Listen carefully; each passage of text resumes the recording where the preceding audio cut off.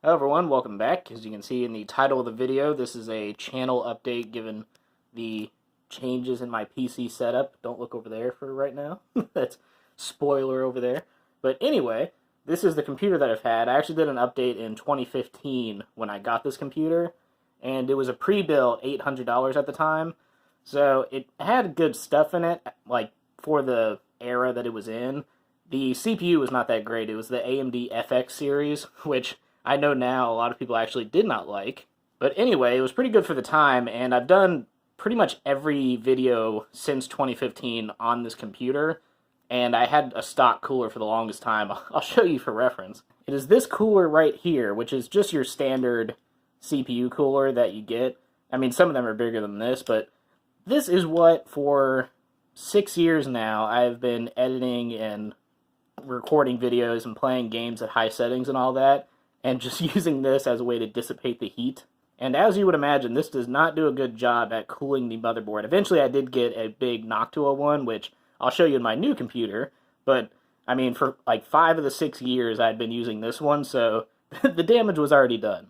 And I really only had one intake fan in the front here, so I had 3 exhaust fans and 1 intake fan with this tiny little fan in here, and the inside of this is kind of cluttered too. I'll probably open it up and show that off. Eventually I did add 2 side fans, so it became 3 exhaust, 3 intake. But the damage was already done, and the motherboard consistently reached temperatures between like 180 and sometimes 190, which is not good. Technically it can reach those temperatures, but prolonged use, I mean, eventually will just start breaking down in random ways. This one, for instance, a lot of the USB connections will just randomly crash, and the video card as well. I don't think it's the video card, I think it's the motherboard interaction, where it'll just, the whole screen will just go black for like 3 seconds and come back, which while you're trying to record videos actually crashes the capture. So that is not good. And more recently, the Master Chief video and Fortnite video that I did, my computer crashed on me twice. So I had to record 3 times and then splice it all together, which was just a mess. So since then, I've gotten a new computer, which I will show off now. Behold, the lovely new computer. Look at him go. Now, I did change some of the parts out inside of here, but I'll show you the cool part right here in a second. Look at this. Yeah, look at that. RGB, baby. Yeah, see, this is the cooler that I eventually did put in my old computer. And this cooler, by the way, is absolutely fantastic.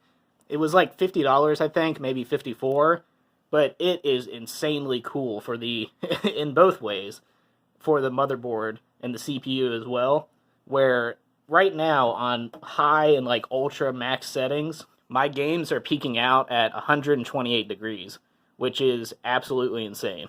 And I mean like Sea of Thieves, Outer Worlds, all these games just cranked up 60 FPS max settings, and then it tops at 128. Now, sometimes we'll randomly have like a quick spike of 150, but I mean, before I did all of this, and I capped out the CPU at 99%, which is a good little tip if you ever want to keep your temperatures in check, because it keeps it from trying to overclock. Because even if you set it at 100%, sometimes the computer takes that as, 100%, and maybe, like, 110% sometimes. So it's just better just to cap it at 99, because you really don't lose any power, and the cooling efficiency that it changes is absolutely massive. And I should also mention as well, this is another pre-built computer, but whereas the other one in 2015 I got for $800, this one, the MSRP was $1,100. However, I did get it on sale for $900, so I saved $200 off the top, which really, if you are going to buy a pre-built one, I would suggest waiting for them to go on sale. Because a lot of pre-built PCs, the price of the PC also includes the cost of them putting it all together. So if you get it on sale, you're basically getting it as if you built it yourself without having to actually build it yourself. So that $200 I saved on here more than covered the labor cost, and also kind of made a lot of the stuff in here a little bit cheaper. Now, the one thing I did change out on the inside, obviously other than the Noctua cooler, which it did not come with, but I will say the cooler that it did come with was good. It just wasn't as good as this one. It's a pretty beefy one. I'll still use it for something else, but this cooler is just absolutely fantastic. And I'll open it up a little bit so you can see on the inside, which, by the way, a lot easier to get into than my old PC. So really, the only things that I've changed in here so far is the CPU cooler, which I learned, by the way, do not touch the metal while this is operating, otherwise your system will shut down. I did that on accident.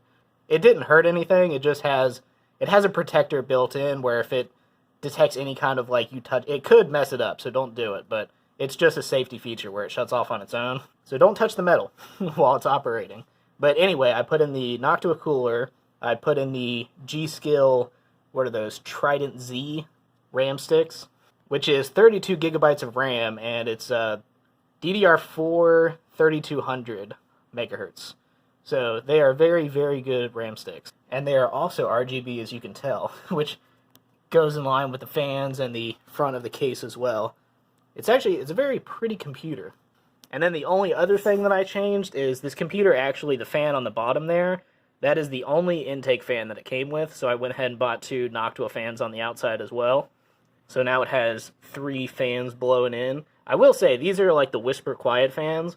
They are not super powerful, but my computer hasn't reached any crazy temperatures, so they do work at moving the air around. Like I said, my max temperatures for the CPU only reach 128, and the graphics card usually tops out at like 140, 145, which is really good for a graphics card on high settings. But if you wanted something more powerful like the industrial strength ones, I probably wouldn't get these. Now, they will be louder, so there's that. But yeah, to go over a total overview of this new computer, you have a Ryzen 5 3600, CPU, which is 6 cores. You have the RAM sticks, which is, as I mentioned, 32 gigabytes at 3200 megahertz speed. And then you have the GeForce GTX 1660, which is pretty good. I will say I haven't had any troubles with it, but it is the one thing that I maybe will upgrade in this machine. If I were to upgrade anything in here, it would be turning this into an RTX 2060 when the price is not insanely gouged on the internet. And I would change out the CPU for a Ryzen 7, which is 8 cores.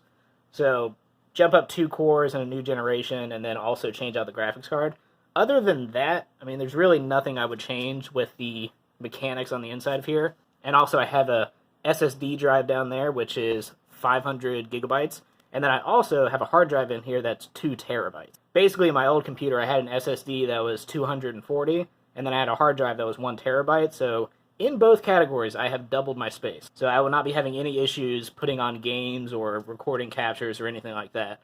So yeah, big change to the channel here. Because this was really the only reason why I've been taking such a break on the channel.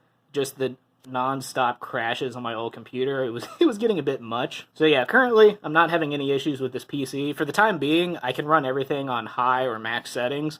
Now I do prefer frame rate, so sometimes I'll dip those settings back down just so I can get a better frame rate, but regardless, everything I want to play, I can play a lot better on this PC than I can on the Xbox One X, which was kind of a two birds, one stone thing, because I was trying to get the Series X, which, as you know, has been ridiculously sold out since release. And I also mentioned in a previous video how I got scammed on eBay, but that is another story. Still going strong, by the way. Still haven't got my money back, but hopefully we are nearing the end of that. But yeah, not being able to get a Series X, and then also my computer needing to be replaced anyway, I figured two birds, one stone. I'll just get a much more powerful computer, which is not only stronger than my old computer, but stronger than the Xbox One. So this is basically, it's a little bit under the Series X, I would say, in power. Mostly in the graphics card. Everything else is kind of on par. Because they said the Series X and the PS5, the graphics card is pretty much on par with the RTX 2080. I think even 2080 Super. I think, you know what, I think the PS5 was the 2080, and I think the Xbox was like the 2080 Super. Either way, graphics is a little bit lower than the next gen, but everything else is faster. Like the SSD, the load times are faster. This has a lot more RAM than the Xbox One. The CPU is better than the Xbox One. The graphics card is also better than the Xbox One, but a little bit less than the Xbox Series X. So the graphics card rides kind of right in the middle there. But either way, it's an upgrade that needed to happen, and now I can be a little more active on the channel. And it means I can also play more PC games now, because running the capture and the game on the old computer, some games would get 60 frames per second, but other games it would kind of chug along at 30 or less, which at that point you might as well just play it on console and not deal with the headache. This computer, however, is different. I can run everything at 60 while recording, and I have dual monitors now, and I have a switcher on the second monitor, so I can shoot it from either my second monitor or throw it over to my TV and play it as if I'm just playing on the console. So that way I can record a lot easier without having to sit huddled around my computer. I can actually sit in the chair or just kind of sit on my bed or whatever. That way I can record a lot easier and on a bigger screen so the experience is better. But yeah, either way, that about wraps up the video here. Going to close this. just for safety so I don't accidentally touch the CPU cooler again. So yeah, for the time being, no more PC problems. I have that covered. There may be slight adjustments I'll make to this machine. As I mentioned, upgrading the CPU and the GPU, which I would also have to upgrade the power supply because it's 500 watts, which it's a gold standard 500 watts. So, I mean, it's a really good power supply, and I saw everything on my computer at max settings. It only runs up to like maybe 250, 300 watts. So there is a lot of leg room there. So this PC is really not at risk of running over power. However, if I put in a Ryzen 5 and an RTX 2060, now we're talking. Now that's going to be drawing a little bit more power. Technically speaking, I think it'll still fall under the 500, but it'll get real darn close, and I don't like that. So yeah, that is it for now. Turned off the lights so you can get a nice little light show here. Yeah, there's pretty much nothing else to say about this. This is just going to kind of get the channel back up. I'm going to start trying to do Monday, Wednesday, and Friday uploads, just to kind of work my way back in, because there's really a lot of stuff that I need to record and upload, but I just haven't had the time for it, and I went on vacation in December, so it's kind of hard getting back into it when the computer was having all the problems coming back from vacation. But yeah, all of that is solved now, so guess we'll just move on from here. And I also got a new microphone, which works a lot better than the old one, but you do have to get significantly closer to it, which a lot of the high-quality microphones are anyway, but it's just a bit of a change of pace having to get within, like, kissing range, basically having your lips pressed up against the mic in order for it to pick up the audio. But yeah, all those would be nice improvements to the channel, so hopefully I can be more active again. But anyway, hope you enjoyed it. Hope you enjoyed the little light show happening here. And I will see you in the next video, whatever that may be. I'll maybe do some grounded stuff because I am absolutely obsessed with that game right now.